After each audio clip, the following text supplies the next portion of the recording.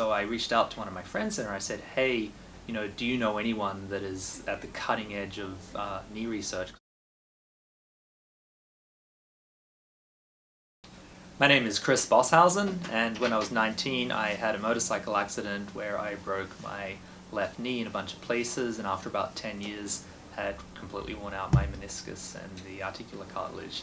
So Dr. Stone did a meniscus transplant and also regenerated the cartilage for me. And now 10 years after that, 11 years after surgery, I still have a pretty amazing knee and I can do many things that I couldn't do 10 years ago.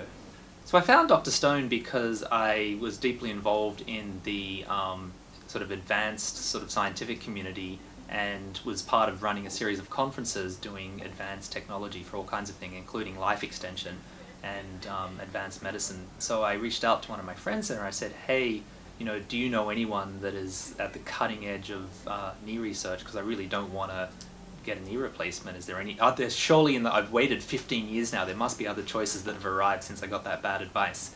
And so sure enough, he said, I know the guy and you want to talk to Dr. Kevin Stone. And I liked the idea that it was all scientifically grounded and there was a lot of research behind it and there was already evidence that it did work. It wasn't experimental, it was just new. So I was willing to try it. Before I had the treatment, I couldn't even walk to a coffee shop, and now I can hike an unlimited distance, I can swim, I've spent a lot of time as a free diver, and so I'm back, doing very long ocean dives. I can probably swim out for, probably 10 miles in the ocean now, and stay out there for hours and get myself back safely. So I feel like I've got a really sort of safe, strong knee and a good set of legs now to do those things. Ever since I was a kid, I wanted to go to space, and I had two setbacks when I was young. One was I found out I was colorblind, and so I wasn't allowed to be a pilot of an airplane or a space shuttle. The other was that, because I broke both my legs, I kind of was medically disqualified from ever really becoming a NASA astronaut. And so my hopes of doing the sort of traditional career path were dashed. So I kind of had to come up with a plan B. And I'm kind of glad I got my knee fixed because that kept me very healthy for the last 10 years. I was able to run a startup company doing aerospace work. I worked at NASA as an engineer, and ultimately that led to me being able to fly to space with Blue Origin as a commercial astronaut.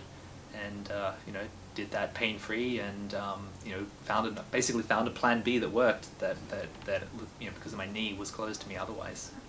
Space was pretty amazing.